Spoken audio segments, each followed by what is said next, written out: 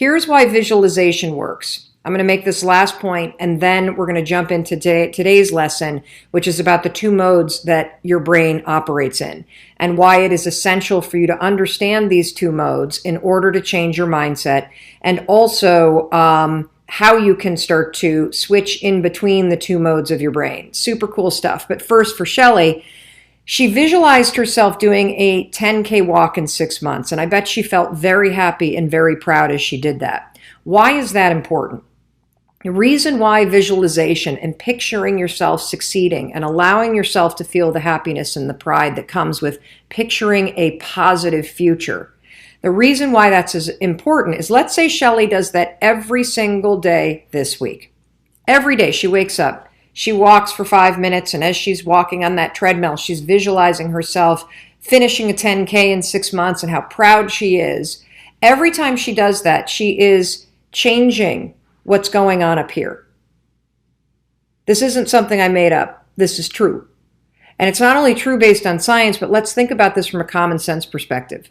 If Shelley wakes up, or if you wake up every single morning, and instead of thinking about the worst case, instead of looking at your body in the mirror and going, I'm so fat, I'm so out of shape, I'll never run a 10K, this is never going to happen, why didn't I exercise last year, I hate my flabby stomach, I hate my big thighs, I hate how out of shape, I'm embarrassed to go, if that's what you're thinking, then that is what you're allowing your brain to continue to filter the world through. If you start teaching yourself the skill of visualizing a positive outcome and feeling the pride that comes with achieving that positive goal, what happens for you right now is you start to think like the kind of person that does a 10K. If after an entire week, what Shelley does is she looks in the mirror and she goes, I'm getting stronger every day. I'm really proud of myself. Even though I'm feeling flabby, I'm not saying you're flabby, Shelley, but even though I'm feeling flabby, I'm doing the work. I can do this. What happens a week from now is when she sees a registration for a 10K, the old mind that wasn't programmed correctly would go, oh, you're fat, you're out of shape, you're not prepared for that, don't sign up. But the new mind, because she's been visualizing every single day, the new mind, just 7 to 10 days later, is going to go, oh, wait a minute, I'm in shape, I'm proud, I'm doing this. Why don't you sign up? It's going to filter the world in a very different way because you're training it to. This is the heart of doing a mindset reset. And this is why visualization works and why it's an important step and why I'm so glad you're doing it. You've been really good at manifesting results in your life, especially since the last book. What is your thoughts on how to manifest? Yeah, everyone's doing it wrong. That's my thoughts. Okay. Yeah. Then how should we manifest the dreams that we have inside of us? Okay. And what's your thoughts about the law of attraction, on how to apply it the right way? Or I think the law of attraction and manifesting are the same thing. Mm-hmm. So law of attraction, for everybody who has not read The Secret, is simply your thoughts become things. Mm-hmm. And it's true. We've talked all about how when you have a negative self-talk, it tends to draw more of that to you. I think about it like lint in a dryer. Once negative stuff starts collecting, it collects a lot more. We can also talk about your brain filter, something called the reticular activity system, and how it is a live network that filters the brain. We'll dig into that deeper, but let's do surface level right now, manifesting law of attraction. So here's what everybody gets wrong about manifesting.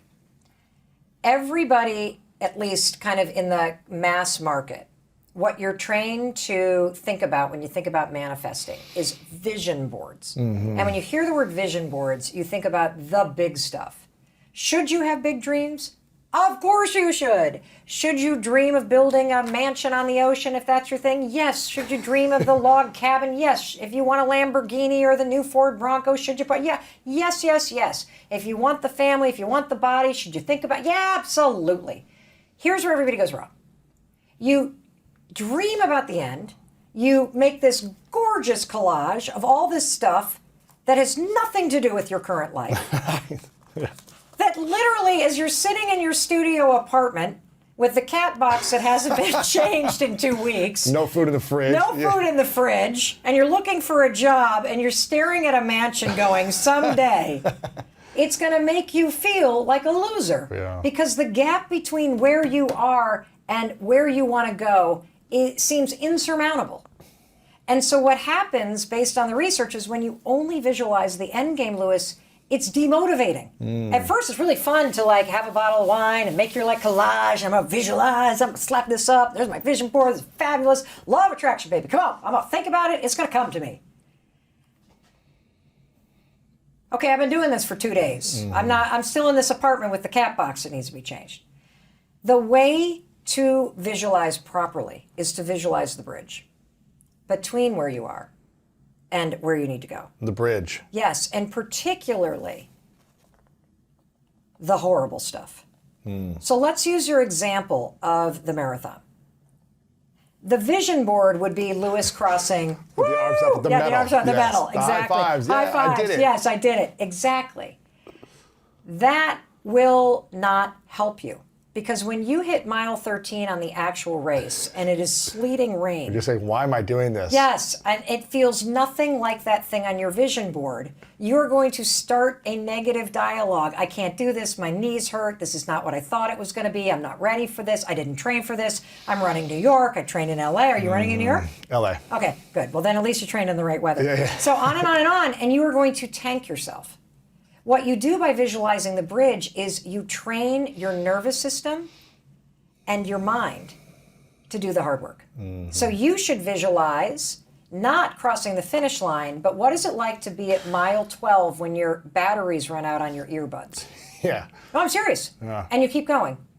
What's it like when your shoelace breaks and now your heel is lifting and you're starting to get a blood blister at mile 17? What's it feel like when you wake up and it is pouring rain and you visualize yourself running anyway?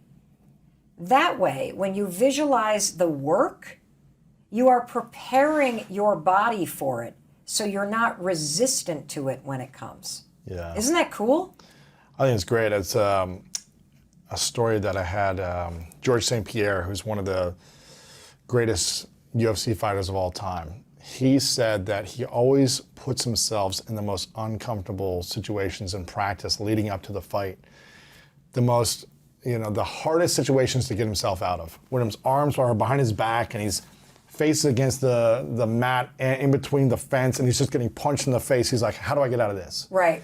He's like, visualize that and seeing how can I get through this? Yeah, exactly. When it seems like I just want to tap out. Yes. Instead of tapping out, what's the process for figuring out how to get through it? Yeah. To then raise my hand at the end victorious. Totally. And so you are literally building up almost like this resilience and this muscle inside of you to do the work to get the thing. So yeah, create the vision board, but make sure in addition to crossing the finish line, you have somebody running in the rain. Right. You have somebody you have an alarm clock that says 5:13.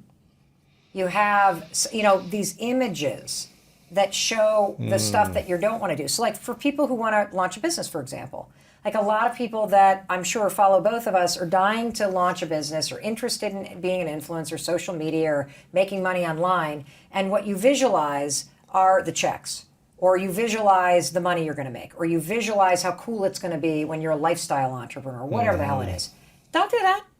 Visualize working a day job and telling your friends that you're not going to go out tonight because you're working on something. Yeah. Visualize making cold calls and being told no.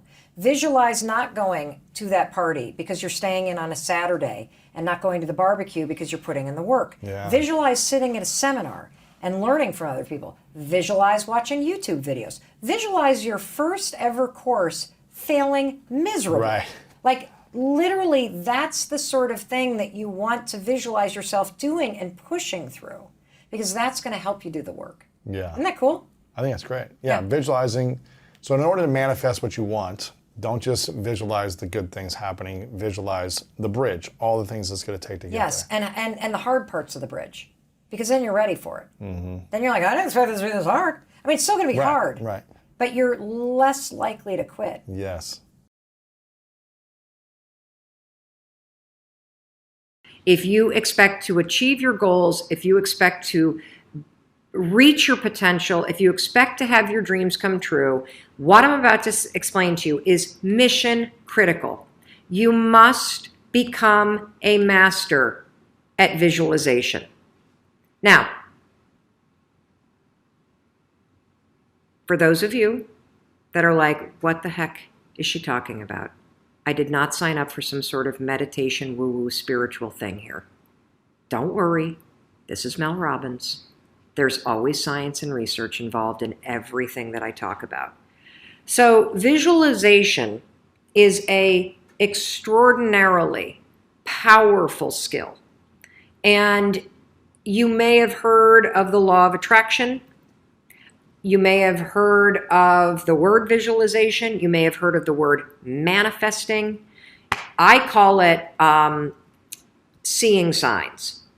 So I'm a master at seeing positive signs. I am a master of creating coincidences. I have the world's most incredible luck. You want to know why? Because I understand the science and the skill of visualization. I know that your brain, it is a gigantic detective machine. Your brain is a filter. Your brain is constantly looking for evidence. And that's good news. It's good news when you know how to use it to your advantage. Let me explain. So your brain has a system in it. Here's the technical term. It's called the reticular activating system. It is a network of neurons all up in here. And what is the job of the reticular activating system? It is a filter system. It's basically a system that allows certain information in your brain and it blocks out other information. And guess who programmed that filter? You did. And so did the people from your past. And so if you constantly feel like you're unlovable, guess what? Your reticular activating system is going through the day and it is going to point out every single piece of evidence that confirms that negative belief that you have. If you think that people don't like you at work, the reticular activating system, the filter, it is literally going to be looking for evidence to confirm that belief all day long. This is one of the reasons why we have such a problem with politics in this country. This is why there's something called a confirmation bias. Confirmation bias means your mind loves to read things that you agree with, because reading things that you agree with confirms your filter. Why do we have a reticular activating system? There's a really important reason why you have this. The reason why is if your brain let in everything. Have you ever looked at a Facebook page? Have you noticed how many words are on a standard Facebook page, and the ad over here and the ad over here and the ad over here and the ad and the news feed right here and the stuff up here and all this over here? If your brain took in everything at equal value, your head would literally explode off your shoulders. Your brain would melt down. And so the reticular activating system protects your brain by filtering information and only letting in stuff that it agrees with. So that's the scientific reason and mandate for why you got to get busy reprogramming that thing. Because if you live like I have lived for a very long time, one of the beliefs that I had, and we're going to be talking about this a lot this month, one of the beliefs that I had for a very long time is that I was a bad person, that I was not lovable, that I did not deserve to be a good person, that people didn't think I was a good person, and consequently, that led me to do a lot of hurtful things to myself. It led me to do a lot of hurtful things to people that I cared about, and it really damaged decades of my life. And I believed it. I believed it, and it drove my actions, and I saw evidence everywhere. If you're going to do a mindset reset, you've got to change what you believe about yourself. And so for those of you that had a very negative assessment of 2018 and you're feeling down about your goals already as you look at 2019, you have a very negative belief system about yourself. And that's going to stop right now, because now we're going to talk about visualization and how you use it in order to start to reprogram the reticular activating system in your brain so that your brain starts to spot opportunity. Your brain starts to spot evidence that things are working out. Your brain starts to spot coincidences so you can build momentum. And it begins with visualization. So as you take your goals, right? So you've written down all these goals, right, for 2019. I want you to go to each one and I want you to do a visualization exercise. And here's how you're going to do it based on science, because there's a particular way you have to do this based on science, okay? It's a two-step method. So let's take self-worth, because we had a question about self-worth. If your goal is to improve your self-worth, I want you to visualize what your life looks like and how you're going to feel about yourself when your self-worth has improved. Here's how you're going to do it. So there's two things that you have to do when it comes to visualization. You have to close your eyes.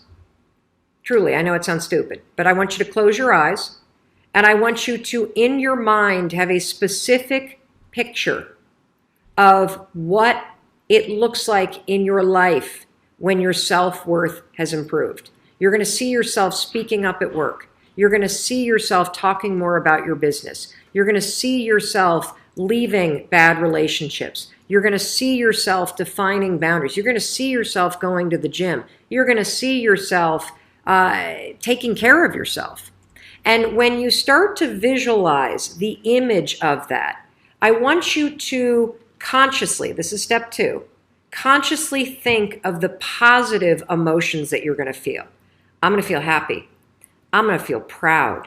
I'm going to stand taller. I'm going to be so grateful that I made this change. Marrying the specific picture. Oh, there I am. There I am. I'm at work and I'm raising my hand. Amazing. I'm sharing my idea. There I am. I'm getting a promotion. There I am asking for a raise. There I am. I've just signed up another customer to my business. There I am. I've gone back to school. I feel so good about myself. When you do that, here's what's actually happening in your brain. This is the cool science part. You are training your brain to have a totally different filter. You see, your brain, my brain, it doesn't know the difference between something that actually happened to you, like the F you got in your test in 10th grade, and the things you imagine that are happening to you. Let me say that again. Your brain doesn't know the difference between the bad things that actually happened to you, the real memories that you have, and an imagined memory that you're creating. Your brain will experience you visualizing going to the gym, you visualizing how happy you feel when you do, you visualizing asking for that raise and getting it and how proud you're going to feel. Your brain, when you visualize in the way that I'm teaching you to, it encodes it as a real memory. And that's important because when you encode it as a real memory, it changes the filter system, that reticular activating system. And here's what we know based on research. The more you visualize things, number one, the greater your confidence is going to be, the greater security you're going to have about it. And here's the really cool thing. The more you do this with your goals, you wake up every day and you just visualize. It takes 30 freaking seconds, for crying out loud. You visualize having a great day at school. You visualize curing your panic and how proud you're going to be. What studies suggest and have proven is that simply visualizing yourself doing things actually develops the skill and helps you improve the skills, just as if you were actually doing it. And so there's proof based on research that visualization helps you build skills. And then finally, the other thing that's really important about this is that the more that you do this, what we know based on research is that the reason why you start to believe what you think is because you are reprogramming your brain. You are changing the network of neurons that act as a filter. And so the more that you actually believe in yourself and you start thinking and visualizing yourself speaking up, the more confident you're going to become, the more skills that you're building, and you're actually going to do it. And then instead of looking for all the reasons when you're sitting in a meeting to not speak up, you're going to just speak up. because you're going to have changed the filter. You're going to look for opportunities. This is how it works. This is why this is so incredibly important, because I know the single thing that's holding you back is how you think. You have the ability to set goals. You have the ability to take the actions that change your life. You have the ability to have the conversations that scare the hell out of you. You have the ability to end relationships. You have the ability to write a book. You have the ability to do a Google search. You have the ability to change anything you want. But the only reason why you don't is because your mindset blows. And so day one, I want you to go through all the goals that you set. And I want you every single day throughout the next 30 days, you are going to spend 30 seconds. Your dreams deserve 30 seconds, don't you think? You're going to close your eyes and you're going to visualize, what does it look like in your life when you have achieved your monetary goals this year? How does it feel to go to the bank and see that balance? How does it feel to be able to write that check and take your kids to Disney World on money that you made? How does it feel to be able to rent your own place or put down a down payment for the house you've always dreamt of? How does it feel to be able to have saved enough money so you can quit the job that you hate and launch the business because you have achieved your goals? It feels darn good. That's how it feels. And I want you to just savor that, because what you're doing when you visualize is you're reprogramming your reticular activating system, that system of neurons, that network that acts like a filter in your brain, so that it's spotting opportunity, so that it is helping you see evidence that you are confident, that you are capable, that you can do this, instead of all the garbage you think right now. Hey, I'm Mel Robbins, and I'm about to explain to you the 7 most common mistakes that people make when they first start manifesting. Or hell, they make these mistakes when they've been manifesting for years, and these 7 mistakes explain why the manifesting's not working. So you're going to save yourself a lot of heartache and a lot of time by knowing these mistakes and avoiding them like the plague. Before I tell you the 7 mistakes, let me just remind you of what manifesting is. If you're brand new to manifesting and you have not seen the video that I did that is basically what the hell is manifesting, it's explaining it for beginners, you might want to check that out. It's also on our YouTube channel here. But so my definition of manifesting is based on research and science. Manifesting is preparing your mind, body, and spirit to help you get what you want. Basically, what you're doing is you are using manifesting to remove the obstacles that stand in the way of you doing the work to get what you want. Manifesting done right removes self-doubt, it removes fear, it removes the excuses and the stories that would normally stop you, because when you do manifesting properly, you literally make your mind, body, and spirit believe that it's a foregone conclusion. And that makes you motivated, inspired to take the actions that will get you what you want. So now that you are grounded in the real definition of manifesting, let's flag the 7 major mistakes that people make so you can avoid them. Mistake number 1 when it comes to manifesting is you're not doing it daily. The lack of consistency is what's killing your ability to use manifesting to achieve your goals and dreams. So what do I mean by that? Well, manifesting is a skill. I want you to think of manifesting as a muscle. It's a muscle that you build through consistency.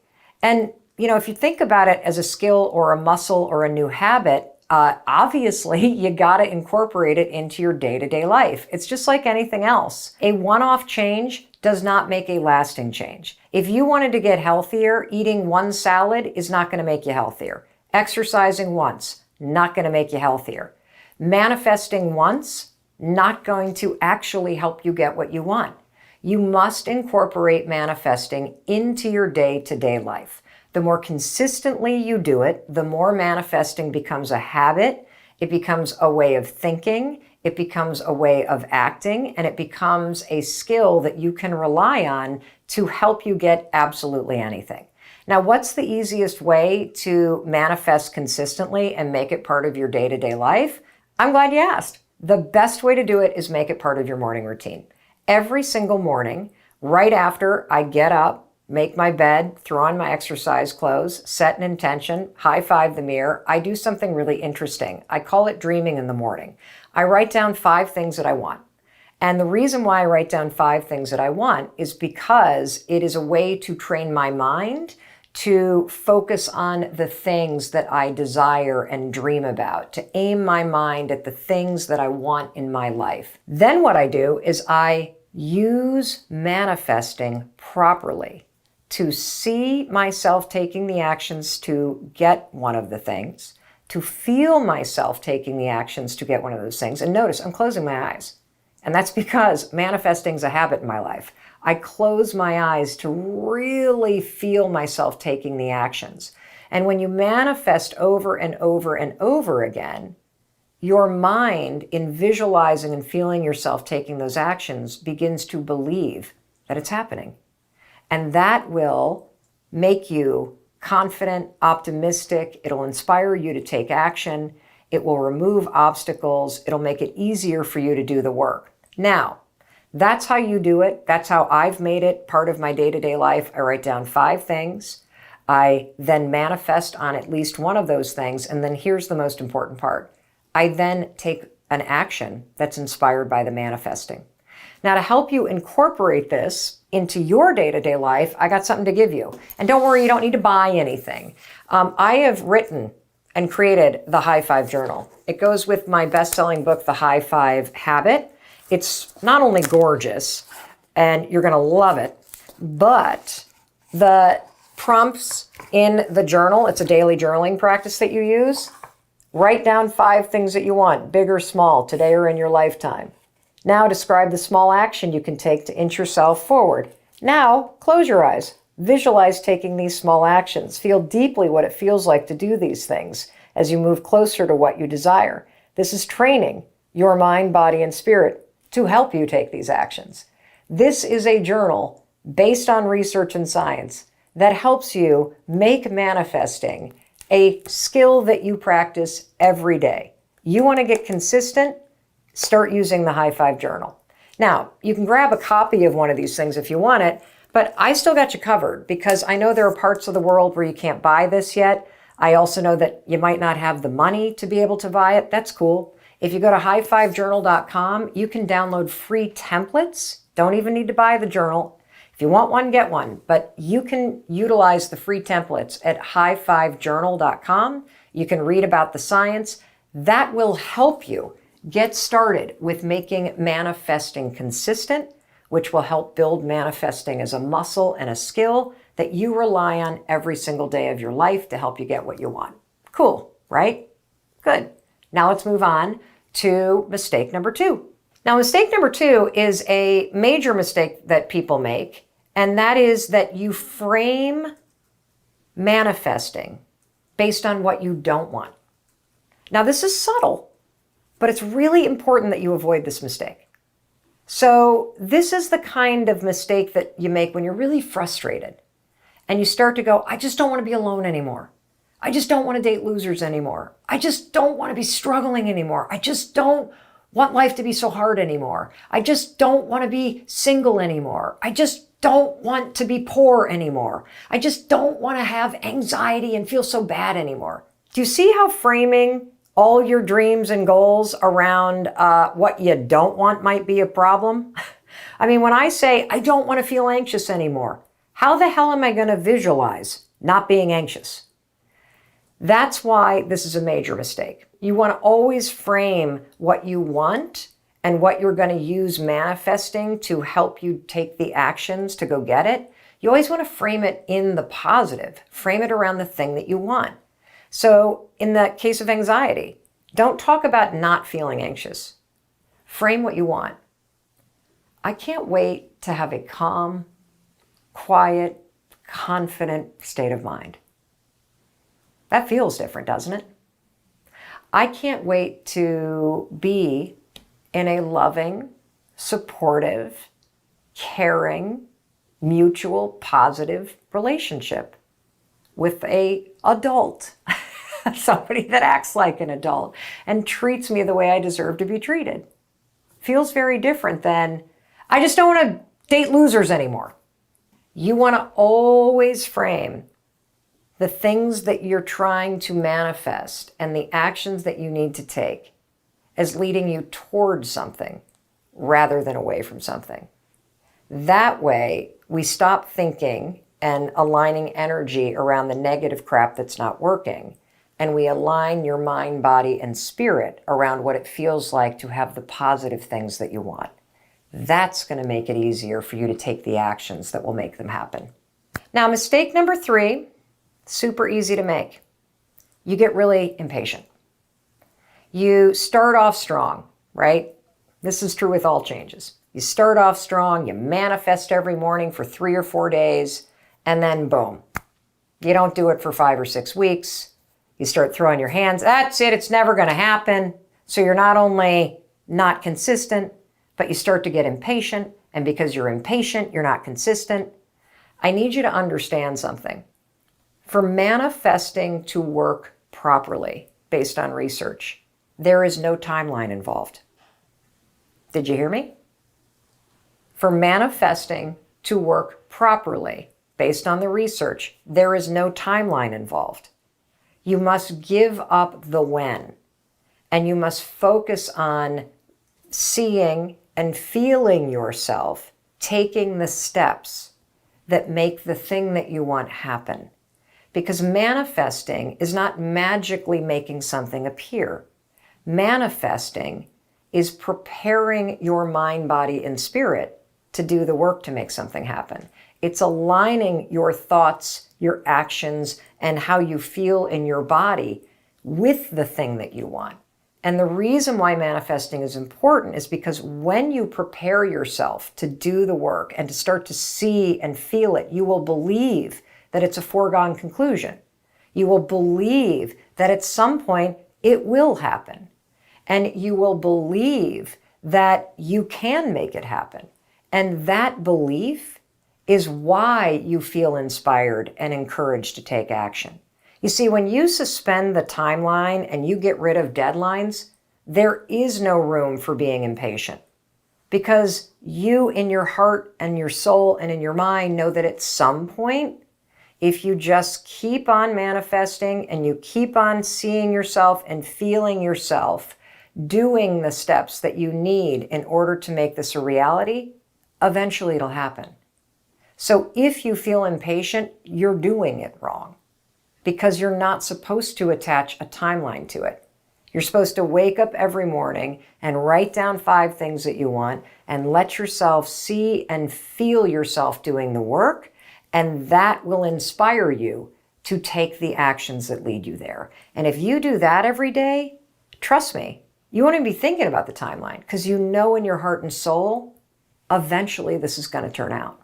Now, mistake number 4, and this is probably the biggest mistake that everybody makes. And if you've been manifesting for a long time and nothing's turning out, this is probably the mistake that you're making. If you're brand new to manifesting, this is the mistake everybody that's new makes, unless somebody tells them not to do this. The biggest mistake with manifesting is that you're only looking at the end goal. That's the biggest mistake everybody makes. We've all been sold this bill of goods, not only that if you think good things, somehow it's going to happen. That's only true that you can think good things and have good things happen if you do the work to make those good things happen. The thinking's just the first part. You got to actually take the actions that are inspired by the thinking.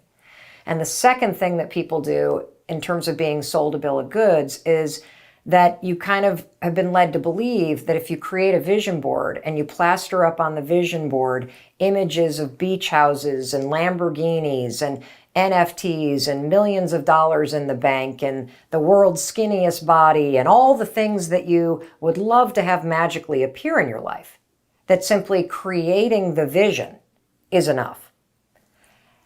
The reason why that's a mistake is because research shows that simply envisioning the end goal without actually imagining all the steps that lead you there, and without training your body to feel what it's going to feel like to do the hard work, simply imagining the end goal isn't motivating at all.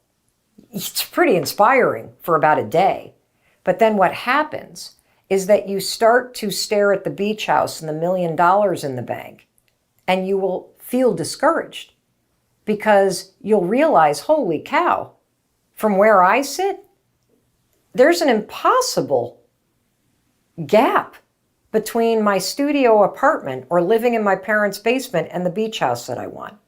There's an impossible gap between the fact that my divorce basically left me bankrupt and now I'm staring at a vision board with $1 million in the bank. Holy cow, I've got 150 pounds to lose and I'm going to stare at my photo from when I was my, best weight, when I was a high school Division I athlete? No, staring at the end goal is not only a mistake, it's profoundly discouraging. It's the reason why so many people fail to reach their goals, because they only set their goals and they never do the part that's the most important, and that's where manifesting comes in. Manifesting helps you do the work. Manifesting done properly is preparing you to do all the things between where you are and where you want to get to. So I'll give you an example. Let's say that up on your vision board, okay? Up on your vision board is the fact that you want to launch your own business. Right now, you work for somebody else, you can't stand what you do, you have panic attacks when you wake up because you know that you're headed in the wrong direction, you've always dreamt of opening a bakery, and so you slap up a vision board and you've got this big visual up on your wall that you stare at every morning of this beautiful bakery that you've always dreamt of starting. Here's the problem. You have no money, you have no savings, you've never started a business before. How the hell are you going to get this done? Staring at the vision board gives you panic attacks. Here's how manifesting is going to help. Manifesting is where instead of staring at the photos of the bakery, you see, feel, and eventually start to believe that you can do the work to make it a reality. And so what you're going to manifest is you're going to manifest all the steps from point A, which is starting at 0, all the way to point Z, which is opening the doors. You're going to see yourself. And notice I'm closing my eyes. This is because manifesting is a habit. Manifesting happens here in your mind and in your heart and your body. I want you to see yourself. Instead of going out tonight with your friends, see yourself staying in and watching videos. Videos on YouTube of other people that have opened bakeries.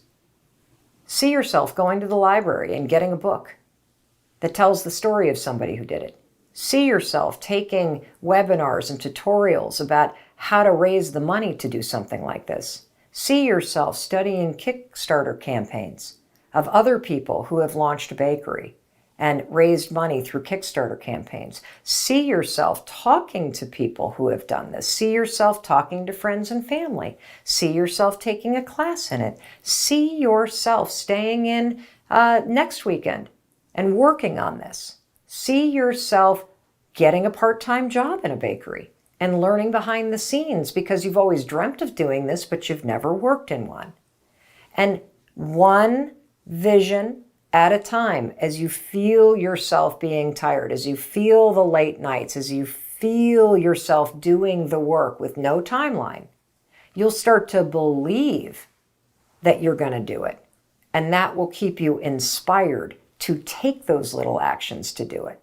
And that way, when you come in after a long day and you've spent the day watching a webinar or watching a YouTube video, or you had a conversation with somebody that gave you some advice, when you walk into your room and you see that beautiful vision board, you know what's going to happen? Your mind and your body and spirit will literally start to buzz because what you've been rehearsing in your mind, body, and spirit through visualization aligns with it. That's how you do it. Simply envisioning the end game, that's a one-way ticket to being discouraged, unmotivated, and stuck. You start to use manifesting properly. You start to visualize every single step of the way, and you will be training for it and doing the work to make it happen, and that is motivating. Mistake number 5 is thinking you have to have all the answers, and that'll get you really stuck. that what you really want to manifest into your life is an incredible relationship, right? But you don't even know where to begin because your dating history looks like a train wreck. Here's the simple solution. Just become a student. Become a student of whatever it is that you want. What does a student do? A student learns, a student studies, a student researches. Researching, studying, and learning about what you want is a simple way to find all of the things that you can start manifesting. Seriously. Anything that a student would be doing, taking a class, researching, talking about a subject, interviewing people about a subject, watching videos about a subject, all of those things that a student does are things that I want you to visualize, see yourself and feel yourself doing. That's a simple hack to figuring out the path between where you are and where you want to go. Another thing that a student does is a student studies people who have already done it.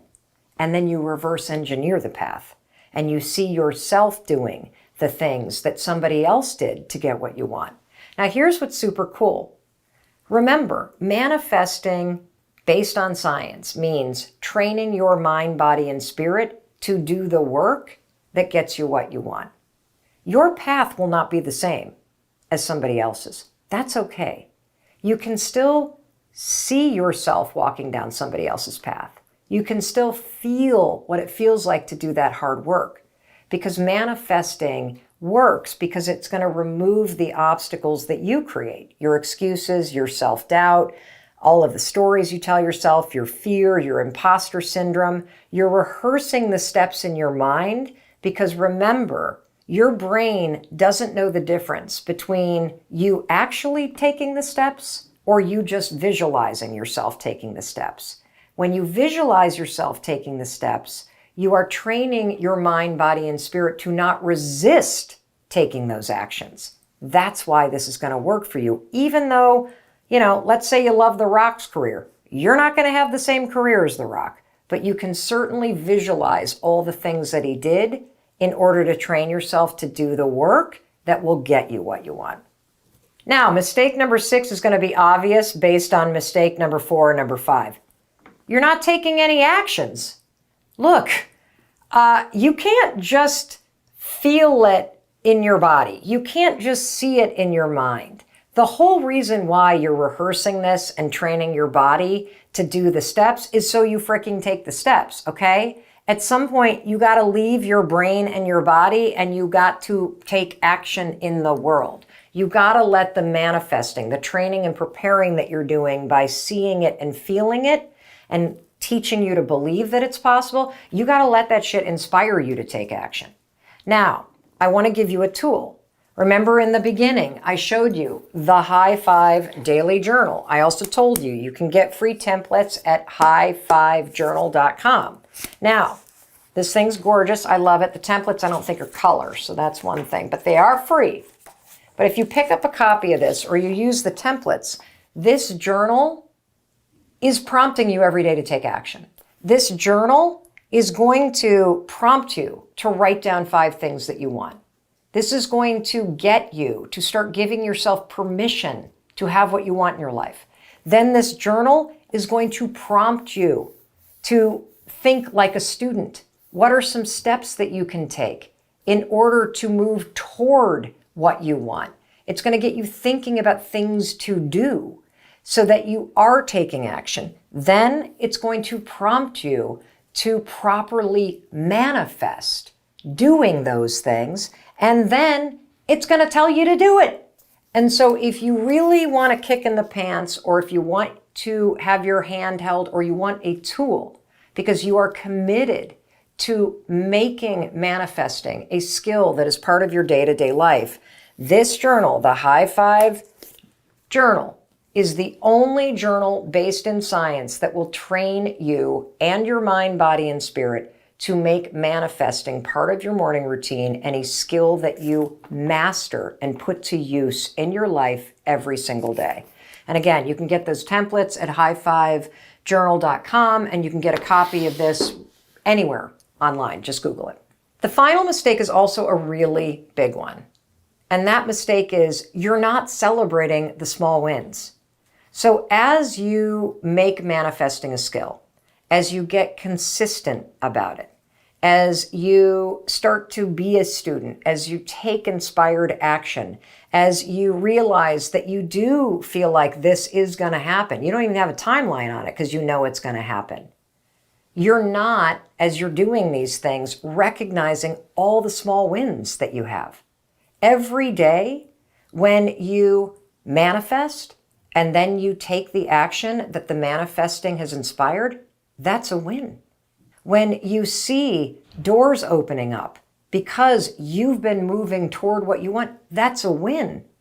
When you randomly meet somebody that introduces you to somebody that helps you get one step closer, that's a win. And you need to celebrate that stuff. These are signs. These are not coincidences. These are signs that you're on the right path. A lot of people believe in angel signs, like seeing the number 11 or 22 or the number 9, or for me, the number 5. Angel signs are cool because for me, angel signs are a mile marker that give you a clue that you're moving in the right direction. Your job is to declare what you want. Your job is to use manifesting to train your mind, body, and spirit and remove the obstacles that you would normally put in place. Your job is to take the actions that are inspired by manifesting and start moving toward what you want. You also, though, need to call out those mile markers when you see it. Holy shit!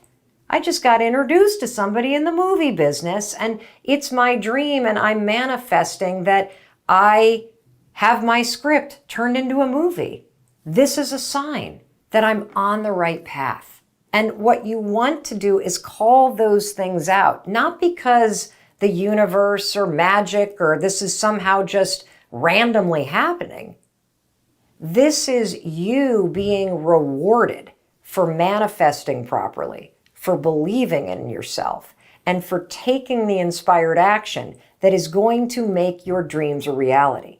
And these little moments, these signs, these small wins that are happening every day as you make manifesting a consistent skill that you practice in the morning, that you put to use so that you are aligned with what you want, so that your mind, body, and spirit is working with you instead of against you. When you start to also call out the small wins, there I am manifesting. There, this thing happened. This is happening too. There are my angel numbers. Holy cow, this just happened. You're now building momentum. You're now energetically rewarding your body for aligning with what you want. And it just makes all of this that much stronger. It makes your belief stronger. It makes your courage bigger. It makes your confidence stronger. That's how all of this builds one on the other. And if you're not willing to call out the small wins, you're missing a huge amount of mojo and rocket fuel and magic that you can add into the mix, because all of these small wins are literally reasons for you to be more confident, reasons for you to keep going, reasons for you to really know in your mind, body, and spirit that, yeah, this is going to happen because you're making it happen. I wanted to make this video because, boy, has the interest in manifesting just skyrocketed. Do you know that there has been a 700% increase in Google searches for manifestation and manifesting techniques just this year alone? So if you're brand new to manifesting, you are in the right place, because I'm going to unpack the basics for you. I'm going to help you understand this. And more importantly, I'm going to empower you to put this to use in your life to help you get what you want. And if you've been trying to manifest for a while now and it's not working, this is also an exceptionally awesome video for you to watch, because it is probably going to reveal some of the mistakes you've been making. And so let's just jump into it. So here's what we're going to cover in this video. First of all, I'm going to give you a definition for manifesting that's going to clear a lot of stuff up. Next, I'm going to talk about what it is for real based on science and what it can help you do, and what it isn't. How manifesting is very different than dreaming, hoping, wishing, and wanting, okay? Then what we're going to do is we're going to talk about why this is a skill that you need. I'm going to tell you a story about how some of the top performing athletes in the world at the highest level, Olympic levels, are using the science of manifestation to get what they want when it comes to performing at their top level. I'm also going to tell you a deeply personal story about how my husband and I used manifesting over 20 years ago to help us get this incredible dream house, this farmhouse that we always wanted outside of Boston, Massachusetts. And by the time that we are done with this, you're going to feel so excited, so empowered, because you're going to know what manifesting is. You're going to understand why you need it. And you are also going to be equipped to get started using it. All right. So let's start with the definition of manifesting. What the heck is manifesting, Mel Robbins? Well, let me tell you what manifesting isn't, okay? Manifesting is not thinking thoughts and then hoping that they come true. Thoughts become things only when your thoughts inspire you to take the actions to get those things. That's where manifesting comes in. Manifesting is preparing your mind, body, and spirit to help you take the actions to get those things. That's right. I'm going to say that again. Manifesting is like training for getting what you want.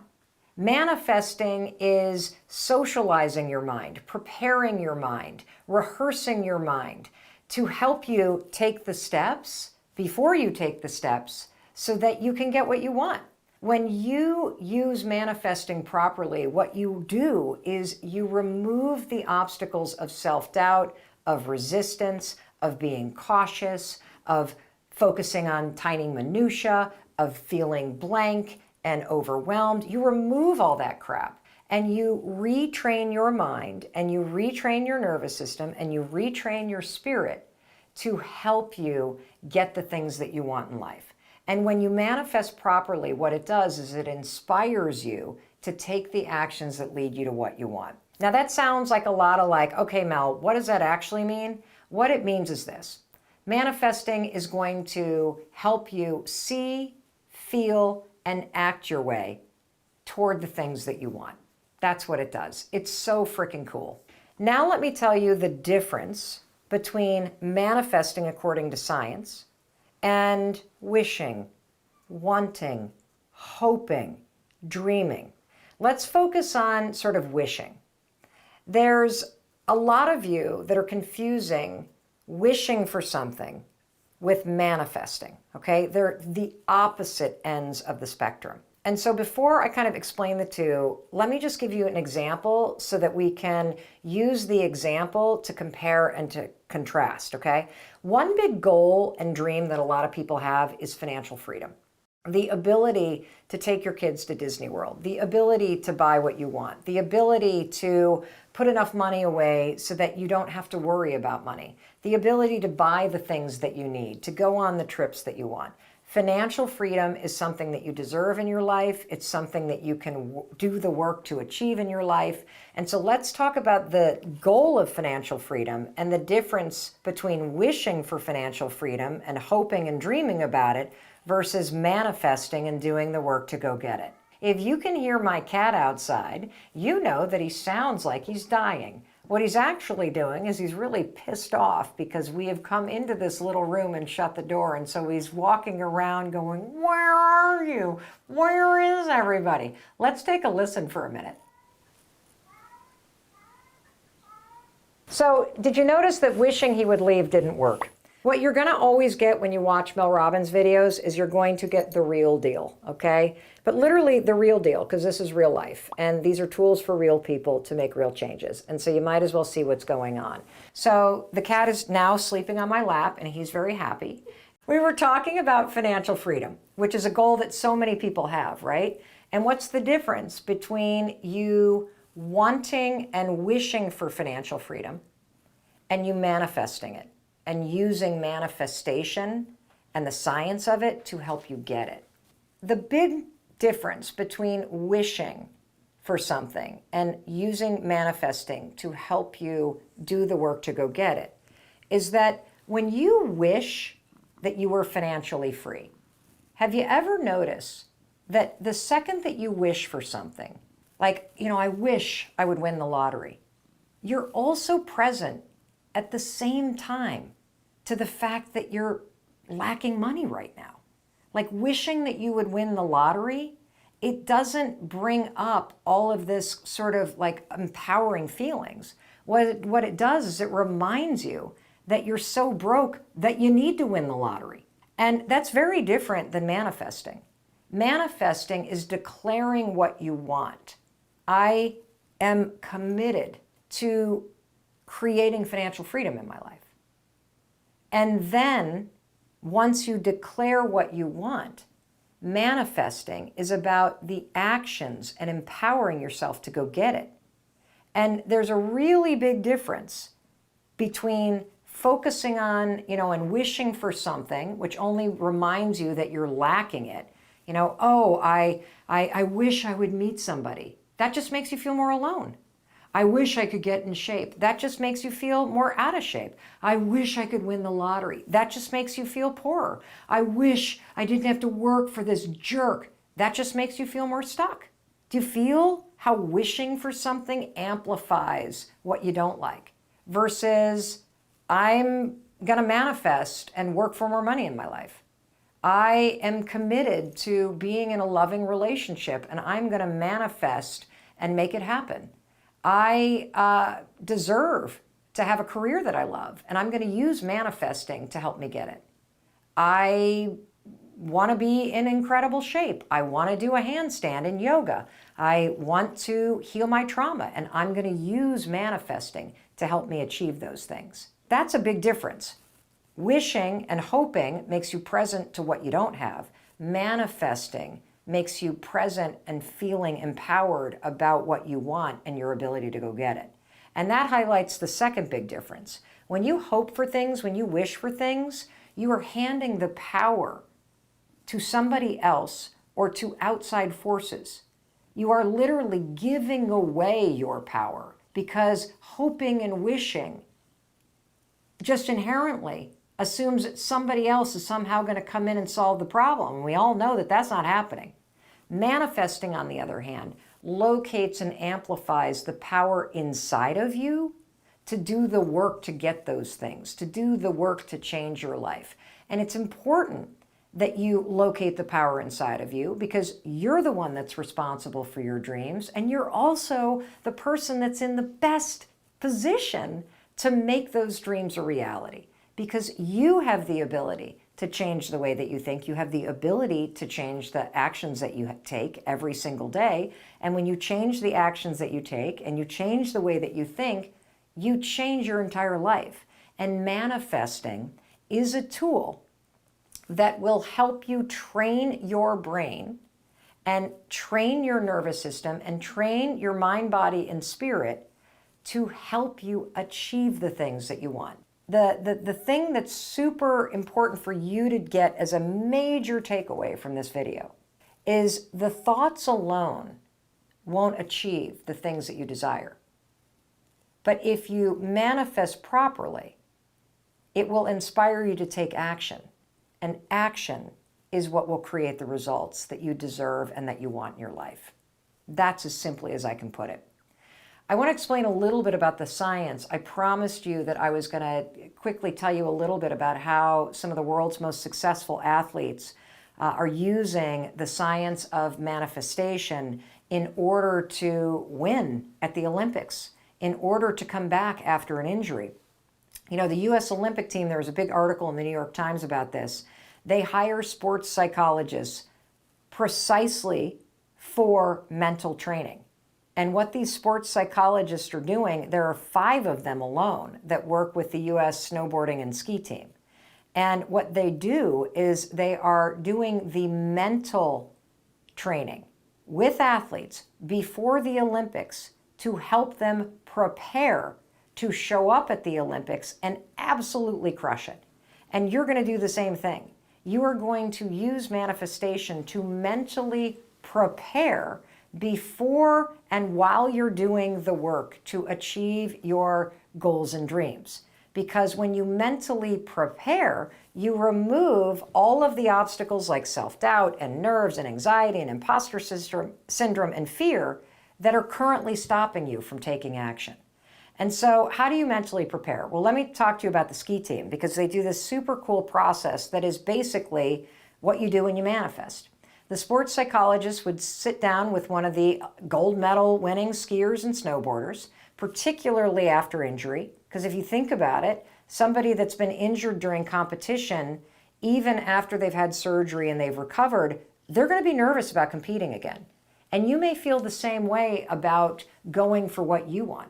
You may have faced a bunch of setbacks. You may have faced a bunch of disappointments. You may have faced a bunch of rejection. And so you're nervous about putting yourself out there. That's okay. Feeling nervous is normal, but you're not going to let it stop you.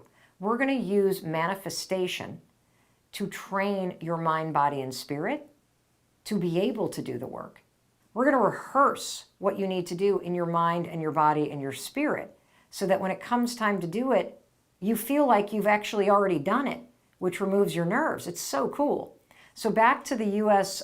Ski and snowboarding team, the sports psychologist would sit with the athletes and, let's just say, the crazy snowboarding thing where they go off a jump and they do 50 million like hoops and loops and tricks and whatever.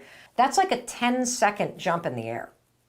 And so what the sports psychologist does is they have the snowboarder or the skier describe in detail, not the jump, but point A, point B, point C, point D, point E, point F, all the way to Z. Okay, I'm getting off the chairlift and I've got my snowboard tucked under my right arm and I'm walking up to the place where everybody's getting ready. I hear the crunch, crunch, crunch of the snow and I feel the breeze. Do you notice I've got my eyes closed? I've got my eyes closed because I have made manifesting a habit. I do it every single morning. And when I start to manifest, I do something that I used to do as a trial lawyer, and that is put someone at the scene. Really good trial lawyers are able to put a jury right at a scene, right where it happened, with such detail that you can smell the cup of coffee on the counter. You can hear the cars passing outside. You can see the bright orange sweater that somebody's wearing right in your mind. You have the ability, with your imagination, to put yourself right at the scene. And that's exactly what these sports psychologists are coaching Olympic athletes to do. As you're standing there and the wind is blowing and your hat is on and they're calling your name, now you're clipping in. Now you're feeling the excitement in your stomach. Now you're feeling yourself push off and you feel the momentum kick in and the gravity pull down and the speed increasing and you feel the lift off and you literally mentally rehearse visually and in your body feeling it. And what you're doing is you are preparing your body to be able to do it. Here's a cool fact about your brain. Your brain can't distinguish between real experiences that you've lived and the detailed experiences that you have imagined and felt through manifesting. So we are using your vision, we are using your ability to picture yourself there and feel yourself there as a way to prepare yourself to be there. And as you're seeing yourself doing all the work, I want you to feel this sense of pride and excitement in order to really imprint the step-by-step training in your mind, body, and spirit. All right, well, look, I'm no Olympic athlete, but I am a gold medalist when it comes to the science of manifestation. I used manifesting as a way to help me keep doing the work to find my dream house outside of Boston. This is the story of how I use manifesting to do the work to find a needle in a haystack, which was an antique farmhouse outside of Boston. So, 1997, my husband Chris and I are newlyweds. We moved from New York City to the Boston area. And we have moved from New York to the Boston area because we know that we want to start a family. We know we don't want to be in New York City. We know we want to buy a house and have a yard. And so we rent an apartment in Cambridge, which is, right next door to Boston. And for almost a year, we start looking for a house. Now, we were a really young, newlywed couple. We did not have a lot of savings. And Boston, it's a really expensive real estate market. And so we looked at houses every single weekend for an entire year. And we either would go to these open houses and we just hated the neighborhood, or we couldn't afford the house, and we were just feeling so discouraged. And it was about this time that I discovered the science of manifesting. And I luckily didn't just learn thoughts become things. I learned the see it, feel it, and you'll believe it form of manifesting that you're learning right now. And here's what I would do. I would, every single day, I knew what I wanted more than anything. I wanted to find an antique farmhouse with a big front porch. I wanted it to be in our budget. I wanted to have some land. I wanted to get a fixer-upper. I just had this like this old house kind of vision in my mind, right? And I would sit there and I would think about Chris and I going to open houses. And I would think about Chris and I seeing house after house. And I would think about Chris getting really discouraged. And I would feel the pressure of going to all these open houses and us not finding anything. And I could feel Chris getting discouraged, and I could feel myself starting to get discouraged. And then I would feel and see myself turning to Chris and saying, Chris, you watch. We are really good people, and we have the kind of luck that something magical is going to happen. We are going to find that needle in the haystack. I just know it. If we just keep going to open houses, if we just keep putting it out there that we're looking for an old farmhouse, a fixer-upper with a big porch on a nice piece of property, we will find it. What this kind of manifesting does, where you see yourself pushing through the resignation, you feel yourself believing, you feel yourself doing the work to find that needle in the haystack, to beat the odds, to have something magical happens, is that you start to believe that it's going to happen. Through manifesting, I literally convinced myself that we would, in fact, find a needle in a haystack, that I didn't even need to worry about all the houses that we couldn't afford that we were seeing. I didn't even need to worry about the number of places that we would look at that were out of our range. I didn't even have to worry about how long it was going to take, because I knew, because I was aligning myself with what I wanted through proper manifestation, that it would happen. I wasn't worried about the timeline. I just assumed that if we kept at it and we kept holding on for that needle in the haystack, amazing old farmhouse, that one day, somehow, magically, the stars would align, we would be in the right place, and we would be rewarded because we had done the work and we had held out hope and we had kept on going. And why do we do those things? Because I had been training myself, preparing myself to do all those things. And I'll tell you what happened. About a year into looking, in one of the nicest towns outside of Boston, Massachusetts, we got word that there was a ransack old farmhouse that may be coming on the market. So we drove out that weekend and we pulled up in front of the house. And I got to tell you, the grass at this house in the front yard was like waist high. Nobody had mowed this lawn in I don't know how many years. It looked like a field, for crying out loud, instead of a front lawn. The paint was all chipped. The house was this like ugly blue color. Most of the windows were broken. The only living beings inside the house were the family of raccoons who had taken up residence inside the chimney. The kitchen was so hideous, there was astroturf, indoor-outdoor grass, as the flooring in this house. Now, if I hadn't been manifesting, if I hadn't been training my mind, body, and spirit to see, feel, and believe that my husband and I would find this needle in a haystack, I would have turned to Chris the second we pulled up in front of this thing and said, "Are you kidding me? This dump? First of all, we won't be able to afford it. Secondly, this dump? What? Have we lost? It's not even on the market. Some developer is going to swoop in here in this neighborhood and pay 3 times what we can afford. There is no way we are going to get this." That's what would have happened. if I hadn't been manifesting. Because the biggest obstacle to what you want is always your own self-doubt, your own excuses, your own fears, and your own stories.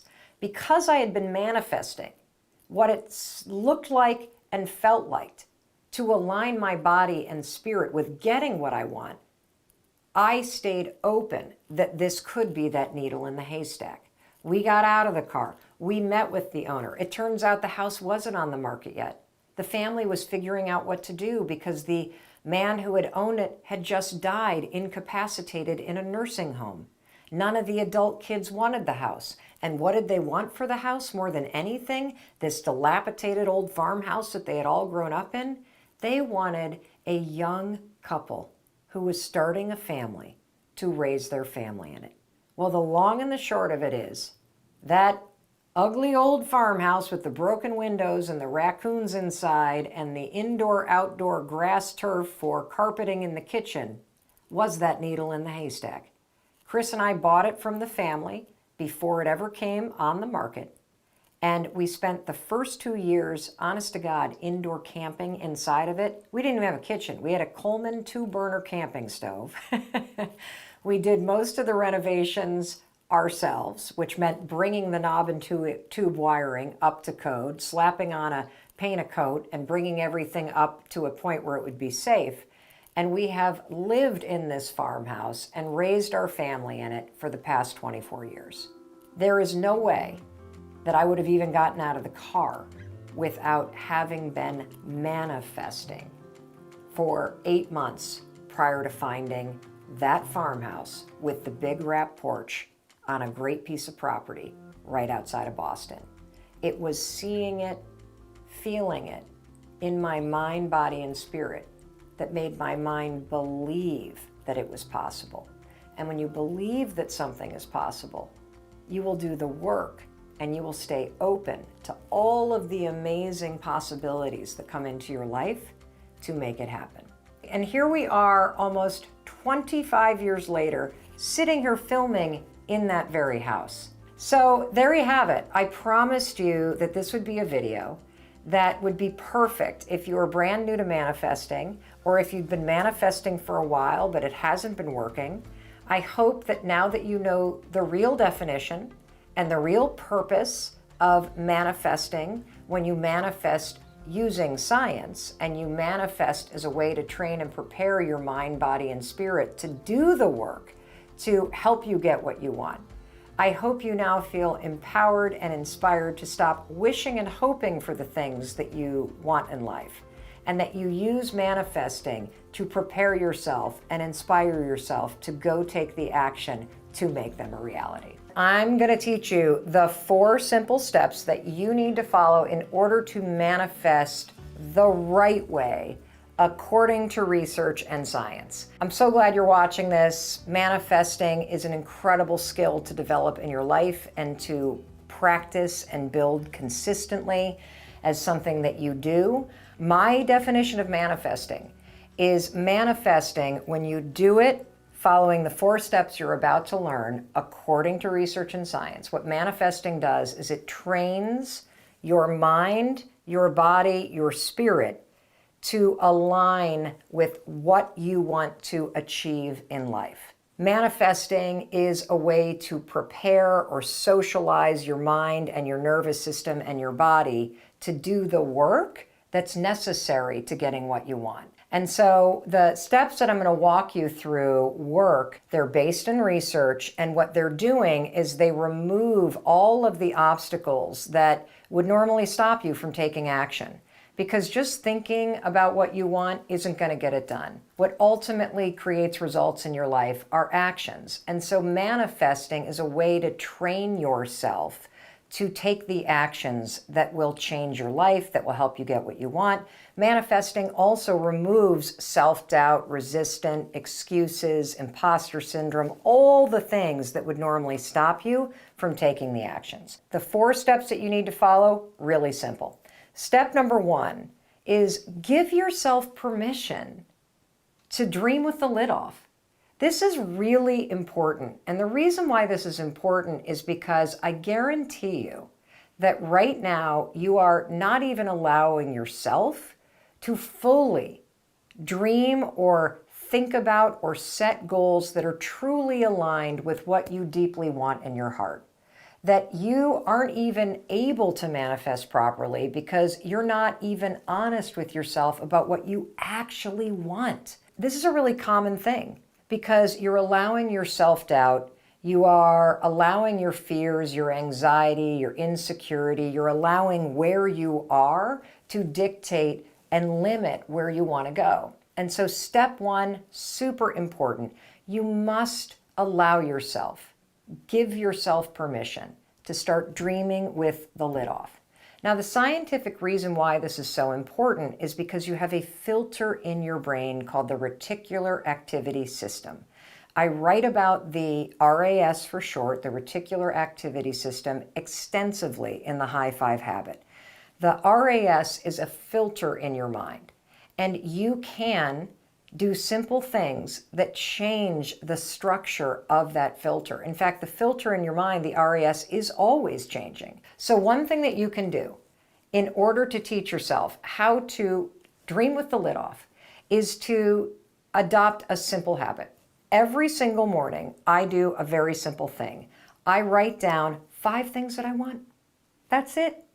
When I start my day, after I get up when the alarm rings, I make my bed, I pull on my exercise clothes, I set an intention, I high-five myself in the mirror, I then go out into the kitchen, I crack open my high-five journal, and then inside the journal there are prompts that walk me through the steps of visualizing. And the first prompt is dream with the lid off. Set your spirit free. Write down 5 things every morning that you want. And this is important because when you get what you want out of your head and you physically put them on a piece of paper, research shows that you're 42% more likely to achieve those goals simply by writing them down. That's pretty cool. Secondly, your mind is paying attention. And when you take deliberate action and you write down what you want, you are signaling to your brain that you deserve to have these things. You are signaling to your brain that you do want those things. You're not just going to think about them. These are things that matter to you. And that helps train your mind to allow you to let the desires flow through you. Because right now, you're not manifesting properly because you're not even allowing yourself to dream with the lid off. So that's step number 1. You're going to start writing down 5 things that you want every single morning as a way to train your mind to let you dream freely. So a couple things about this little practice of writing down 5 things that you want every morning as a way to train your mind to allow you to dream again. First of all, you can write down the same 5 things every day. It's your list, your dreams. You get to do this how you want. The second thing that you could do is you could just write down different things every day. It doesn't matter because really what manifesting is manifesting as a way to train and prepare your mind, body, and spirit to help you. And if your mind is blocking you and your mind won't even allow you to fully want the things that you want, like, for example, maybe you want to be a New York Times bestselling author, but you won't even write that down because you don't think it's possible. If you won't even write it down because your self-doubt is stopping you, you're not dreaming with the lid off. And so this simple exercise, write down, I want to be a New York Times bestselling author. I want a house by the beach. I want to take my family to Disney World. I'd love to meet the love of my life. I'd like to climb Mount Kilimanjaro. I want to open a wine bar. I'd love to get in the best shape of my life. I'd like to do a handstand this year in yoga. I'd like my dog to start barking at the neighbors. Whatever you want, it doesn't matter. You're just training yourself to dream. And that's step 1. Allow yourself to want what you want.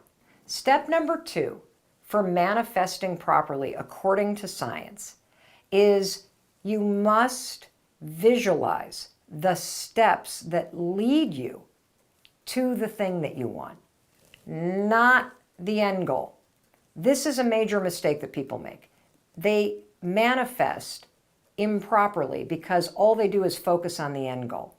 If you've ever made a vision board, think about what you put on the vision board. You put up just the beach house or the $1 million in the bank, or you crossing the finish line, or you launching that business, or you having the body that you want, or you driving the Maserati, whatever it is. The end goal is what you put up on a vision board.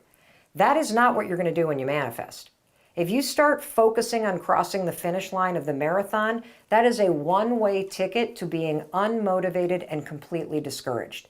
In fact, research shows that if all you do is focus on the thing that you want and you just focus on that vision of you and your bikini body, or you with the love of your life on your arms, or you at the Oscars winning that award or the Grammys, what happens is because you've only focused on the end goal, you start to feel really unmotivated and discouraged because you're nowhere near it. That's where manifesting comes in, because we're not going to focus on the end goal. You got to pick something that you want in order to get started. But manifesting isn't about the end, it's about the bridge. It's about going from where you are here to where you want to go. Imagine that there is a bridge that connects where you are right here with what you dream about doing.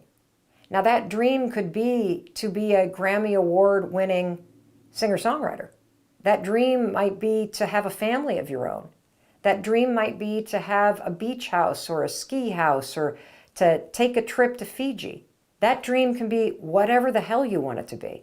But when it comes to manifesting, once you've given yourself permission to dream with the lid off and really want what you want, to feel the pull of that thing, now we got to talk about the path that connects where you are with where you want to go. And this is all about visualizing the little steps. There's a lot of research that proves why visualizing the steps is the most important thing that you could do. There was a study done at UCLA, for example, where they were researching manifestation and the power of visualization, and they broke students into two groups. And they had Group A, we're going to call these the vision board group. They had Group A close their eyes, visualize in their mind, and feel in their body themselves taking the test and then walking up to a board where the test's scores were posted and finding their name and seeing an A+. That's what Group A, the vision board group, were told to do, to visualize themselves achieving what they wanted. Group B, we're going to call these the hard workers. These students were coached in this research project to close their eyes and to visualize going back to their dorm room, sitting down at the desk, and studying, and staying up late, and putting in the work, studying and preparing for the tests. Now let me ask you a question. Which group do you think did better on the actual test? Was it Group A, the vision board group, who were taught to visualize and picture themselves walking up to a board and seeing the A+? Or was it Group B, the hard work group, the group that was taught to close their eyes and visualize and seeing themselves doing the work to study for the test? Well, if you answered Group A, you're wrong. If you answered Group B, you got the correct answer. The reason why Group B, the students who visualized studying for the tests, got better test scores, is because when you visualize yourself doing the work, visualizing it leads you to doing the work. And it's only through actions that you will get the result that you want.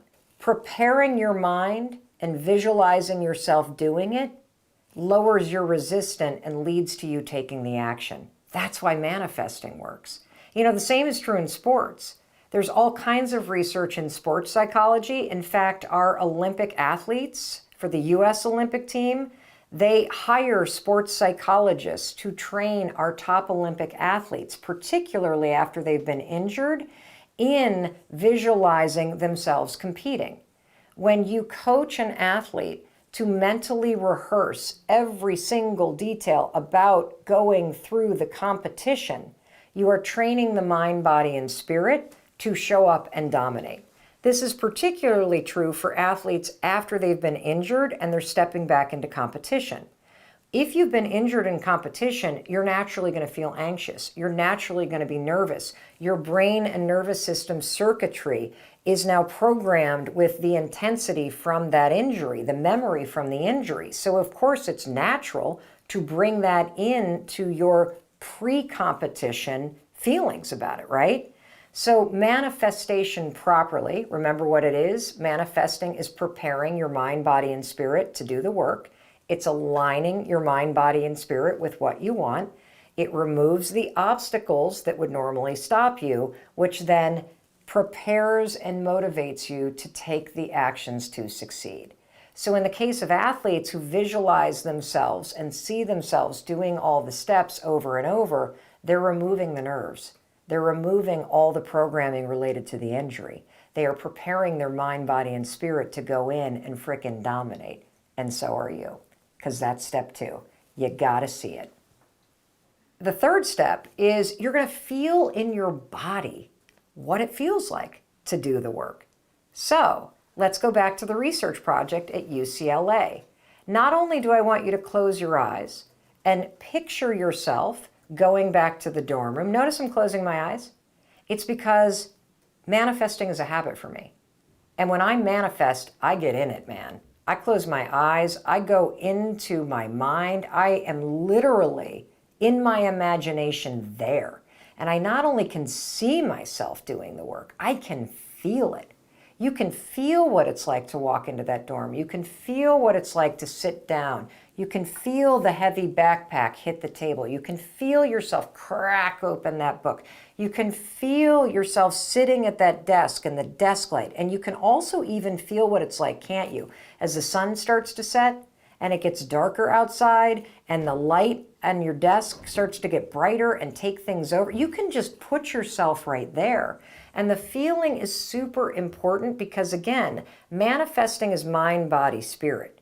We got to get your nervous system involved. We've got to make you feel like you're at the scene. One of the reasons why feeling it is so important is because it magnifies the imagery in your mind. And when your mind rehearses something, here's what's cool about your brain. Your brain doesn't know the difference between you studying for that test or you doing the work to start that business or get healthy or put yourself back out there or heal your trauma or save the money to get that house that you want or whatever it is that you're visualizing. Your brain doesn't know the difference between you visualizing those things and you actually doing them. In your mind, it's the same. So it's almost like a training run for a marathon. You are building a muscle that helps you win when you take the actions. It's so cool. And so you not only want to feel what it's like to study for that test, put yourself at the scene. You also want to feel a sense of pride that you're doing the work. And the pride piece is really important because the pride piece acts almost like a booster. It amplifies the memory imprint. When you bring this, wow, there I am, I'm doing the work, I'm proud of myself, I'm staying in, I'm putting in the extra work. Somebody said no and I kept on going. I didn't stop when the first venture capital firm said they wouldn't invest. There I am investing again. When you feel this sense of pride in yourself, it supersizes the imprint and the rehearsing. And so it's a super important part of the feeling. Not only feel the steps, feel the pride that you're doing it. This is so important that I want to give you yet another example. Let's say that your bucket list, something on your bucket list is to run a marathon. For me, it was on my bucket list when I was a young mom to run the New York City Marathon. Now, what's interesting is I applied, I got a number, and when I won this number out of a lottery system with the New York City Marathon, I was a brand new mom. I was totally out of shape. I was not at all in any kind of a place to run the New York City Marathon.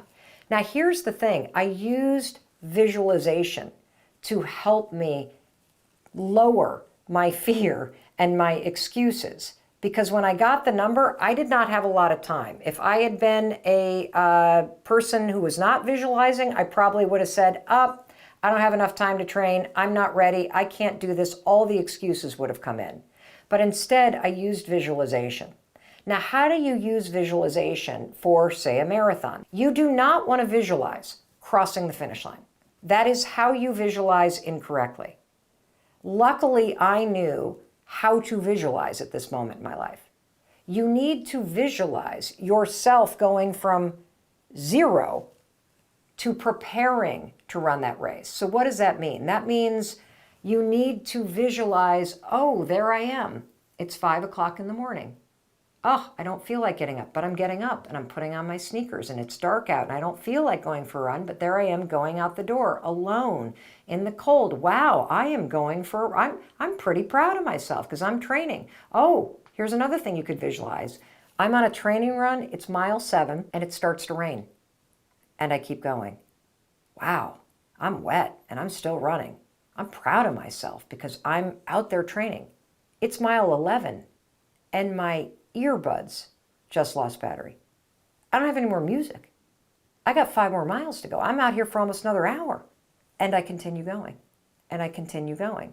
And I see myself completing that 16-mile training run. And I allow myself to not only feel what it feels like to push through that moment when those earbuds run out of battery, but I also feel proud of myself for pushing through. That's how you prepare yourself for the thing that you need to do, because it removes the obstacles that would stop you from pushing through at mile 11 when your earbuds run out, because you've already rehearsed the moment in your mind. And then finally, step 4, and this is where a lot of people, not naming names, but this one is like really important. You need to do the work, okay? You got to do the work, because it's only through your actions that you will accomplish what you want. Let's say that you've always wanted to climb a particular mountain, okay? There's a mountain called Haystack. It's not even that tall, so I should probably pick a bigger one, but let's just call it Haystack Mountain. You've always wanted to climb Haystack Mountain. You pull up to Haystack Mountain, and you get out of the car, you park at the, National Forest parking lot, and you make the mistake of looking up at the mountain, which is the end goal, right? And you notice it's up in the clouds. And then you start to think, oh my God, that's a really far way away. I don't really know how I feel about doing this anymore because that looks like it's going to take a really long time. And then all of a sudden it starts to rain. And you go, I don't think I want to do this because I don't think I feel like doing this. And next thing you know, you are back in the car, driving back down the road to that little diner that you saw. And instead of climbing the mountain that you've always dreamt of climbing, you've now come up with an excuse and you have abandoned ship. You now have literally become your own obstacle. You talked yourself out of it. You started to doubt yourself. You told yourself you weren't ready and that you didn't feel like it. You pull the ripcord, you're out of there. In order to have what you want in life, you must stop staring at the top of that mountain. You must stop creating excuses for why you can't or don't feel like it. And you must put your head down and look at the first step in front of you. And then you must take the action and start walking toward what you want. And it'll be a hell of a lot easier for you to do that if you have also been putting in the time every day consistently to not only see yourself walking up that trail step by step, but that you have felt yourself pushing through the resistance, the fear, the obstacles, the excuses that are stopping you now. And feel proud in every fiber of your being as you push through those obstacles and see yourself and feel yourself doing the work. That's how you manifest properly.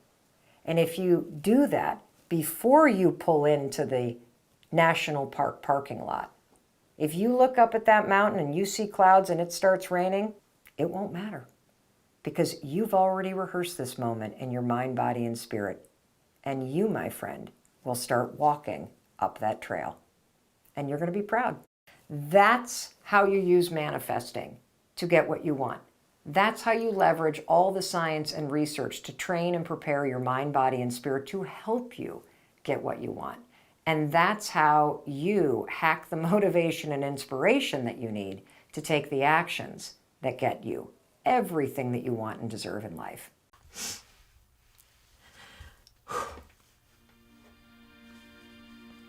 For 11 years, I gave myself permission to believe that I could have what I wanted. I fought off negative thoughts. I never lost my inspiration. I kept my mind open to the possibility. I kept walking down the path toward what I wanted. I believed it, and my mind helped me achieve it. I manifested what I wanted. It was my senior year of college. My parents were in town, and that night we got dressed up and drove to a famous Vermont glassblowing studio called The Mill at Simon Pierce.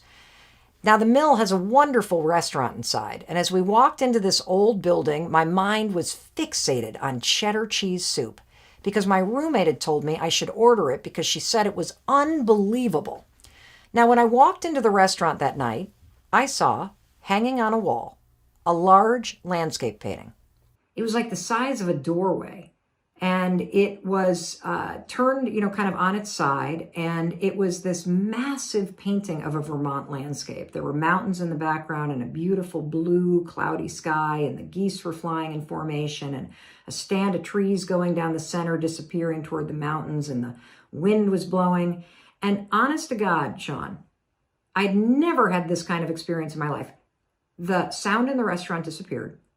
I was no longer standing in that restaurant. I was in that painting. I could smell the grass. I could feel the breeze. I could hear the geese. I literally lost myself in a piece of art.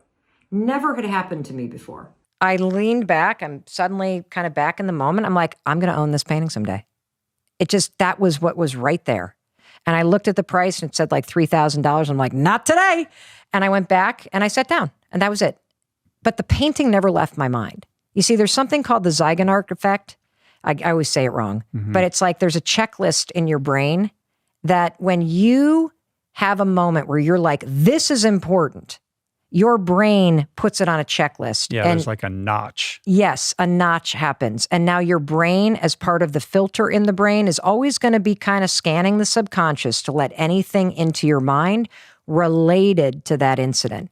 It can be positive, by the way, like with the painting, or this is how trauma happens too. Like you have this high intensity emotional experience that notches something in your brain, and now your brain kicks in to remember.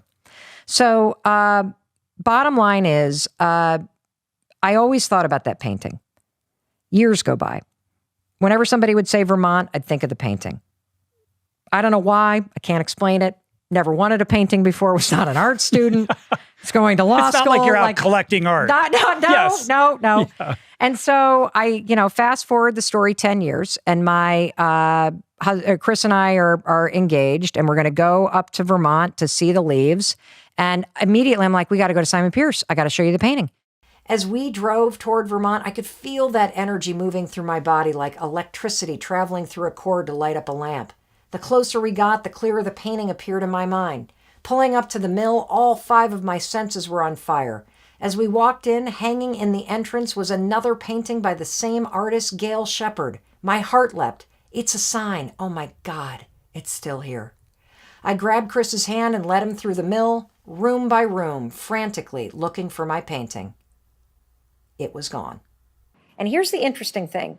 Chris was more disappointed than I was, because I was so sure that at some point I would have enough money to track down the person that bought it, that I would, at some point, whether I was 70 years, 60 years, at some point I would own it. Now, it's interesting because there were other areas of my life where I did not have this assurance. But there was something about this painting. I kept an open mind. I believed it was possible, even when I wasn't doing anything about it. So a couple more years pass, I turned 30, and my husband asks everybody to just chip some money into an envelope, and he hands me an envelope full of $500. I immediately think about the painting. Now, keep in mind, $500 isn't going to buy shit by this artist at this point. I'm pregnant. I should probably buy a crib or stools for our new house. But I pick up the phone and I call the mill, and I'm like, I would like to buy a piece by Gail Shepard. And I'm acting like I have millions of dollars. I have $500, which barely is going to buy me shit from this artist, okay? But I don't care because I trust and believe. I'm walking toward what I want. I'm giving myself permission to desire what I want. And the guy picks up the phone and he reps her art, and I say I have $500, and he pauses. And then he says, well, I can send you some Polaroids of some of the small ones. And so I immediately feel the sting. And we so often in those moments talk ourselves out of moving toward what we want. But for whatever reason, I trusted and believed. And so I said, great, send me the small ones. And by the way, there was this one piece, and I describe it in great detail. And then the guy goes, well, that was before my time, but I bet Gail will remember. And I'm like, Gail? You know Gail? And he's like, of course I know Gail. She lives down the street. Here's her number. So I eventually call Gail, and we have this amazing conversation. And I say, by the way, there was this one painting almost 10 years ago. Big Vermont landscape, a stand of poplars down the center, grass blowing on either side. And I could hear her thinking. And she said, you know, Mel, over the years, I've done so many large format paintings. I'd hate to guess which one it was and be wrong. How about this? Why don't we meet at the mill?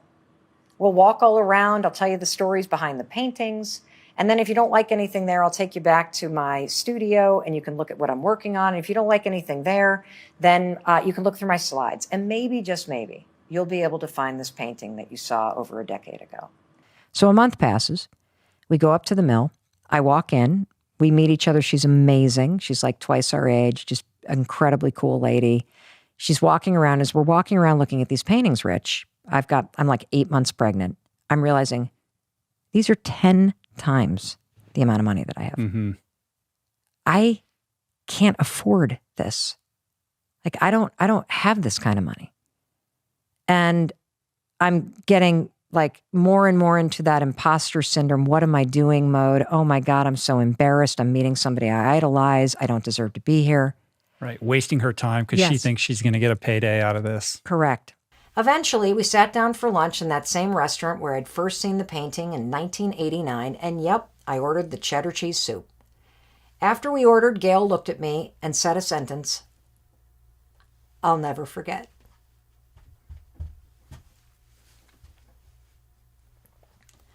Now that you're sitting down, I have something to tell you. The noise in the busy restaurant seemed to disappear.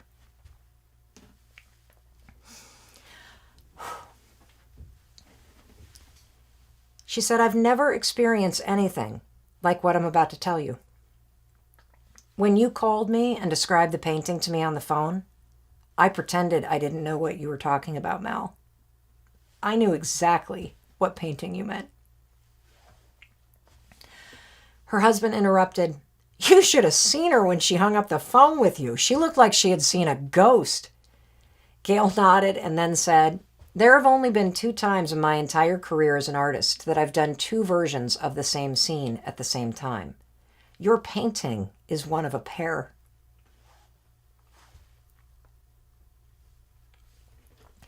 I gave one of the paintings to the mill to sell, and I put the other one in storage in my studio. And then she started tearing up as she said,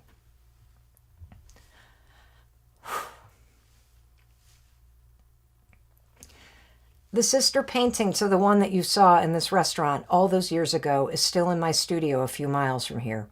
I've never taken it out of storage. It's just been sitting there all these years.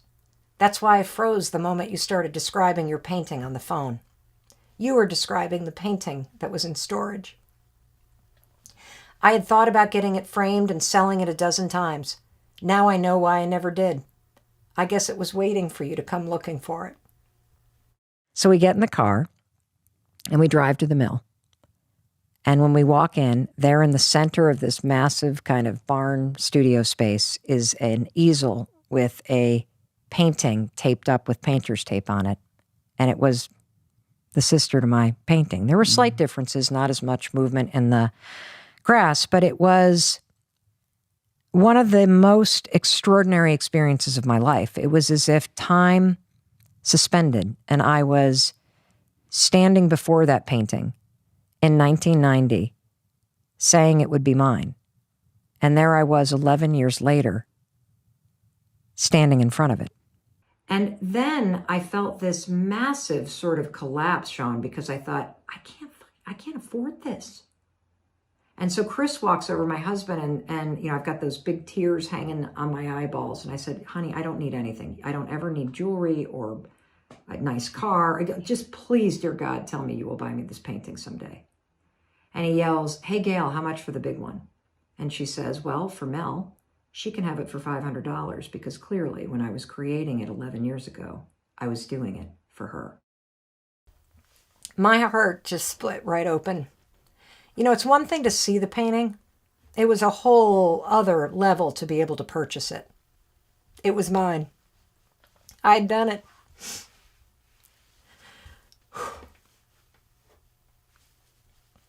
For 11 years, I gave myself permission to believe that I could have what I wanted. I fought off negative thoughts. I never lost my inspiration. I kept my mind open to the possibility. I kept walking down the path toward what I wanted. I believed it, and my mind helped me achieve it. I manifested what I wanted, and I high-fived myself forward every step of the way. And it now hangs in my kitchen, and it's on the author photo of the book, and it is a reminder that your mind is designed to help you get what you want. You just have to be willing to believe it's possible. Is it normal to not be able to visualize? I think that everything is normal. Truly. Because there's no right way to do life, okay? If you're having a difficult time visualizing a positive future, you're not alone, and there's nothing wrong with you, okay? There's just some work to do, and it's work that you're capable of doing. One thing that you could do if you sit and you think about your dreams, and then you go and you close your eyes and you try to visualize yourself walking into that house that you've always dreamt of, or being in the relationship you've always dreamt of, or looking at your bank account and seeing the savings you've always dreamt of, and you just can't see it. Okay, no problem.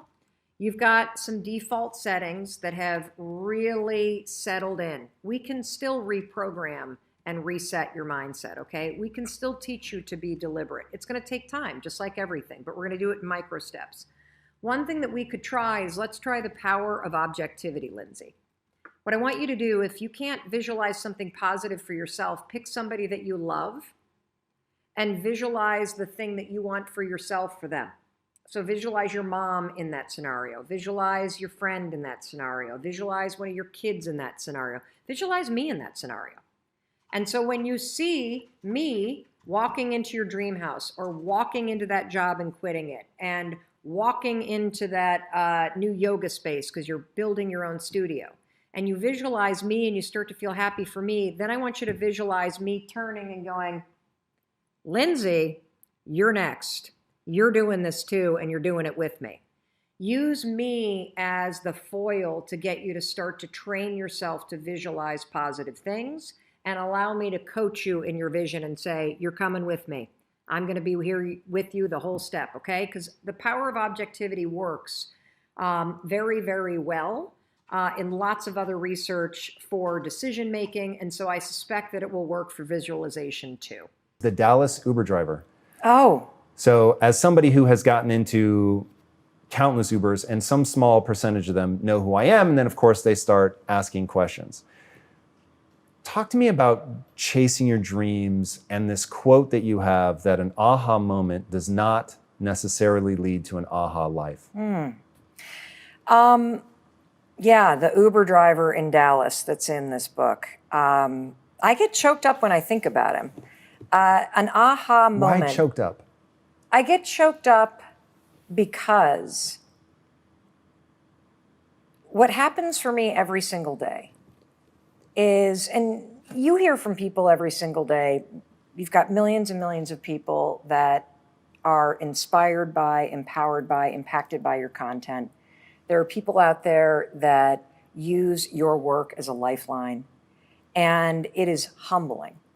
And what I am really present to in the work that I'm putting out, in the stuff that I'm sharing, whether it's my failures or the things that I'm using that are helping me in my own struggles, is just how much people are holding themselves back and how much pain people feel. Because most folks know what they dream about and what they want. And yet they're spending all of their time and energy arguing against what they want. And so you can have all these epiphanies. I hope that when somebody listens to our conversation and watches this, that they have a massive aha moment. But it's not going to mean fucking shit if you don't take action and do something about it. The aha moment is the door that opens. But your new life does not begin unless you fucking step through the door. And most people, and that's what was so kind of, the simple idea of high-fiving yourself, of encouraging yourself, of supporting yourself. Most people, when you have an aha moment and the door to your new life opens up, instead of going, I got this, let's go, and high-fiving yourself to step forward, most of us go, I don't know if I'm worth it. I don't know if right now is the right time to do this. I don't think I'm good enough. I've failed so many times, I can't go through that door. And that's the problem I want to attack right now. That there is somewhere in your life that you know what you want. You can feel it pulling you. And you are actively arguing against it. You're bringing yourself down. You're beating yourself out. Like, people will cheer for you and me. They won't cheer for themselves. I'm the same way. And so this Uber driver, the story that you're talking about, I get into the car and we start driving, and I'm on the phone as we're driving, and I'm having a conversation with somebody about this daytime talk show that I launched, which was a dream with Sony Pictures Television, and then was promptly fired after season 1. It was a huge fucking failure because we didn't make it to season 2. Huge failure in real world terms. Right. Massive success when it comes to the timeline of my life. And so I'm talking to this person about the talk show. I hang up the phone and this Uber driver comes alive. He's like, oh my gosh, I can't believe you're in my cab. And I'm like, why? And he says, because I want to talk to you about something. I think you can help me. And I'm like, great, how can I help you? And he says, I have a dream of being a Oscar-winning actor and creating opportunities for other Black and Latino men to do the same in acting. And I'm like, freaking fantastic. What the fuck are you doing in Dallas? Right? The guy's 25. And so I go, the game is in New York and LA. I mean, sure, you can act, you can write stuff, you can be here in Dallas, but why are you not in LA? Why are you not in New York? And he's like, you're right. I need to move to LA. I'm like, why not? And he says, I have $700 in my bank account. And I'm like, that's freaking fantastic. You have $700 in a car? Dude, drop me off and get driving. What are you waiting for?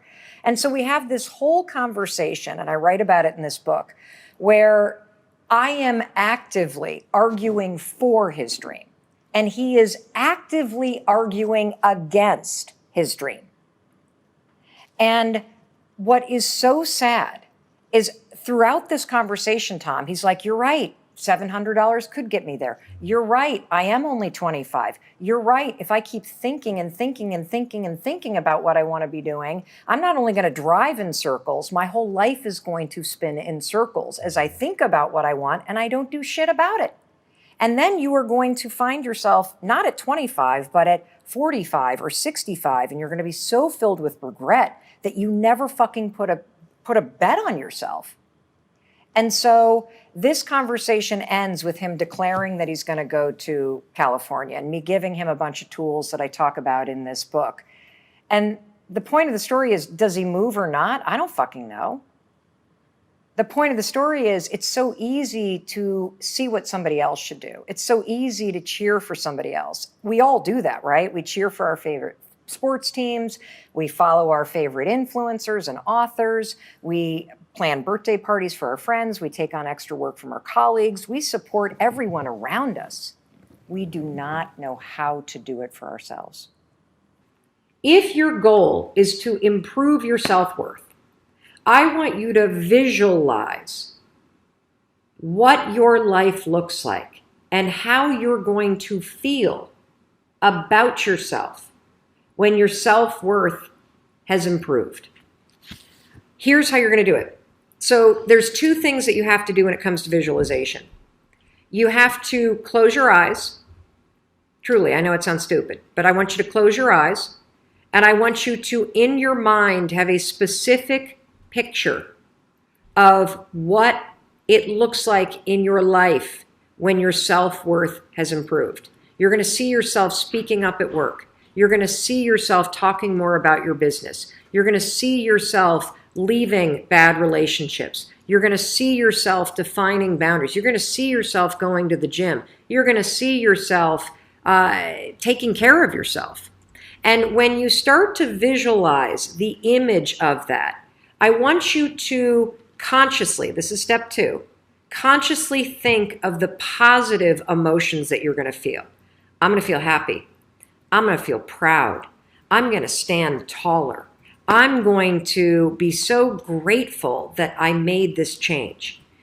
Marrying the specific picture. Oh, there I am. There I am. I'm at work and I'm raising my hand. Amazing. I'm sharing my idea. There I am. I'm getting a promotion. There I am asking for a raise. There I am. I've just signed up another customer to my business. There I am. I've gone back to school. I feel so good about myself. When you do that, here's what's actually happening in your brain. This is the cool science part. You are training your brain to have a totally different filter. You see, your brain, my brain, it doesn't know the difference between something that actually happened to you, like the F you got in your test in 10th grade, and the things you imagine that are happening to you. Let me say that again. Your brain doesn't know the difference between the bad things that actually happened to you, the real memories that you have, and an imagined memory that you're creating. Your brain will experience you visualizing going to the gym, you visualizing how happy you feel when you do, you visualizing asking for that raise and getting it and how proud you're going to feel. Your brain, when you visualize in the way that I'm teaching you to, it encodes it as a real memory. And that's important because when you encode it as a real memory, it changes the filter system, that reticular activating system. And here's what we know based on research. The more you visualize things, number one, the greater your confidence is going to be, the greater security you're going to have about it. And here's the really cool thing. The more you do this with your goals, you wake up every day and you just visualize. It takes 30 freaking seconds, for crying out loud. You visualize having a great day at school. You visualize curing your panic and how proud you're going to be. What studies suggest and have proven is that simply visualizing yourself doing things actually develops the skill and helps you improve the skills, just as if you were actually doing it. I write about this story in the new book, The High Five Habit, and I'm going to take everybody back 4 years ago. So this is the first book. The High Five Habit is the first book that I have written and published in almost 5 years. Back in 2007, I released a book called The 5-Second Rule. And Lisa and her husband, Tom, played a pivotal role in one of the biggest professional breakdowns of my life. And they had no idea that it was happening at the time. No clue. And Lisa, I think you just found out about it by reading about it in chapter 12 of my new book. Yep. So here's what was going on. I had written the 5-Second Rule book. I had self-published it because I thought that that was the best thing to do. I had a dream of being a #1 New York Times bestselling author. And I put it up on my vision board, and I dreamed about it, and I thought about it, and I studied all the authors that we all admire, and I did my best to do all the things that you are supposed to do in order to sell enough books to grace the New York Times bestseller list, right? So I email my newsletter list, and I am doing speeches all over the place, and I'm pre-selling books as best I can in the back of a room with my pad of paper, taking people's, like literally for months. I did everything I could. And when the book came out, I sent the email out to everybody. And folks on my email list and everybody I'm related to immediately went to Amazon to buy the book. And here's what happened. Within an hour or two, the book was listed as out of stock. Now, I thought, yes, yes, I have won. I am a best-selling author. I have sold out of Amazon in a matter of a few hours. Oh my God. This literally, this proves all the things that everybody said about me in middle school is not true anymore. I've done it, Lisa. And then I started to realize I had not sold all the books. Because I had 20,000 books at Amazon. I did not have that many people on my email list. And people started to email back going, it's out of stock, it's out of stock, it's out of stock. You think your dream, like the height of your freaking dreams come true at this point? Yes, I think I've done it. I've sold, I am a success. I am a phenomenon. This is unbelievable. I think the dreams are coming true. And then within a couple hours, people start emailing going, it's out of stock, Mel, it's out of stock, it's out of stock, it's out of stock. It dawns on me, there's no way I sold 20,000 books. There's no fucking way. I call the printer that I worked with that helped me self-publish, and it's a little self-publishing publisher. And he tells me that he's seen this happen before, where when Amazon gets a flood of traffic to something that they're not expecting, they will turn off supply to make sure it's not a bunch of bots. And to also check inventory. And we had no ability to figure this out. So for the first couple weeks that the book was available, it was out of stock. So here I am in this 2-week period where I have worked my ass off. I have done everything you're supposed to do, Lisa. And my book is out of stock. I have sent my entire marketing campaign to a product you can't get. And I'm thinking, why are you doing this to me, universe? I have worked hard. Why do I have to be the bad news bearers? Why am I not part of that super, awesome group of best-selling authors? When is it going to be my turn? And I start to go down the drain. Enter Tom and Lisa Bilyeu. So when I come here and I am doing your show, I show up here and I'm like, this is my last hope. Because by the time this thing gets on air, maybe the book will be available. I have got to pull myself together. So I walk in here and I was just, I didn't know you yet because I only knew impact theory and I'd only seen it. I knew this was a big deal. I knew that being on Tom's show could really change things for me. And I walk in here and I feel like a complete failure. You are lovely and delightful. And I immediately start feeling like I don't freaking belong here. I mean, they just had this best-selling author and that best-selling author and this famous person was just here. What am I doing here? I am a self-published author with a book that's out of stock. I'm failing. I hope that they don't know because this is terrible. He is going to figure out before I enter the set that I don't belong here. You think imposter syndrome galore? Oh, completely. So I'm upstairs in the bathroom and I am having a case, no kidding, of stress diarrhea. I have got to empty the bowels because I am so sure that I'm about to be called out for the fraud that I am, that the book is not successful, that Tom's made a mistake. I look at the mirror, my cheeks are as red as a baboon's ass. I am sweating profusely. I've got pit stains on my red shirt. And then there's a knock on the door. We're ready for you, Mel. I splash water on my face. I literally am like, 5, 4, 3, 2, 1, pull your shit together, Mel, get the fuck out there. And I open up the door and I go. I was like, oh my God, Mel freaking Robbins. This woman is amazing. This woman is so freaking badass. Oh my God, she's got confidence to wear funky shoes. Oh my God, this woman is I'm in awe. And so I'm like, do I have the right to talk to her? Oh, I'm for God's sake. But I'm like, can I ask her how the book is going? I'm all tense. I'm all nervous. I'm okay. Okay, is the team right? Are we impressing her? Does she have her right coffee?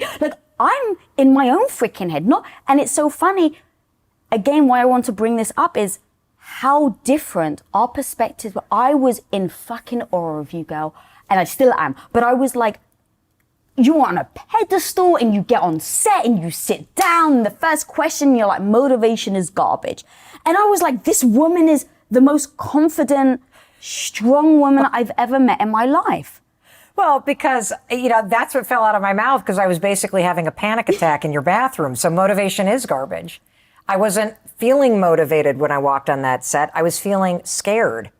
And one of the things that you believe that I believe too is that your feelings are going to rise and they're going to fall.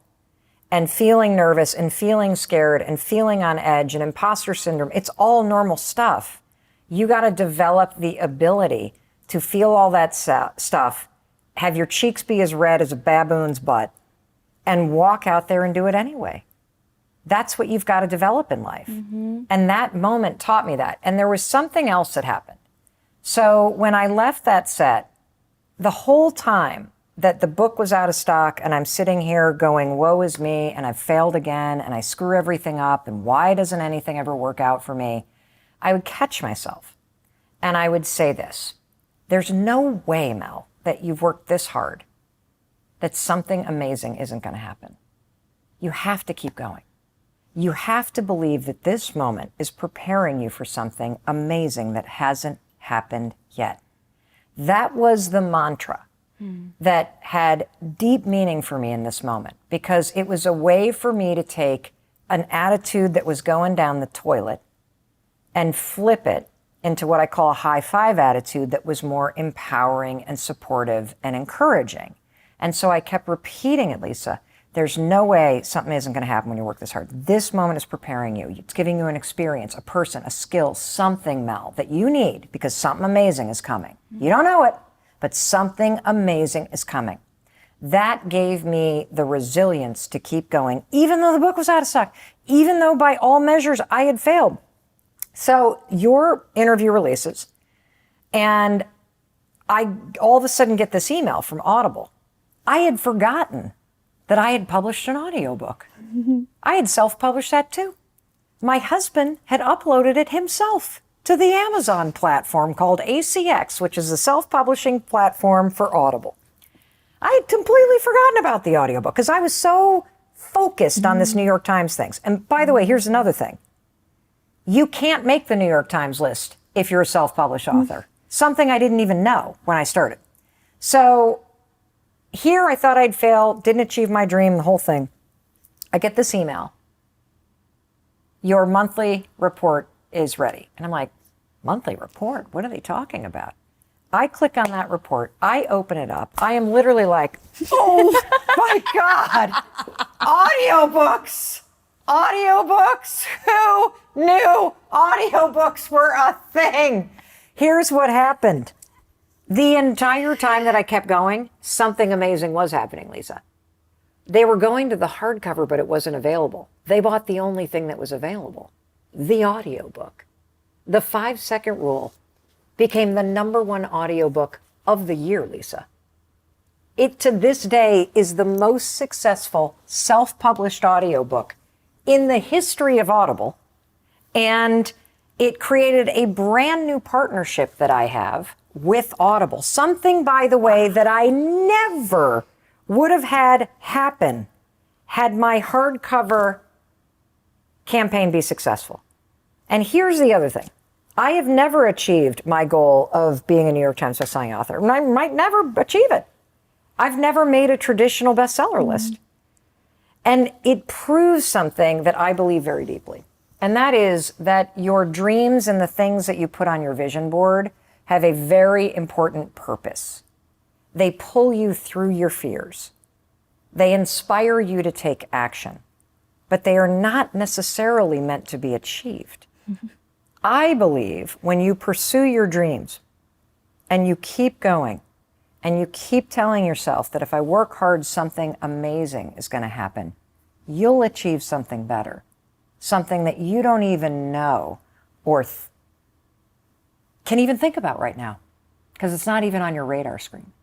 Those dreams are dots on the map of your life that pull you in a direction you're meant to go.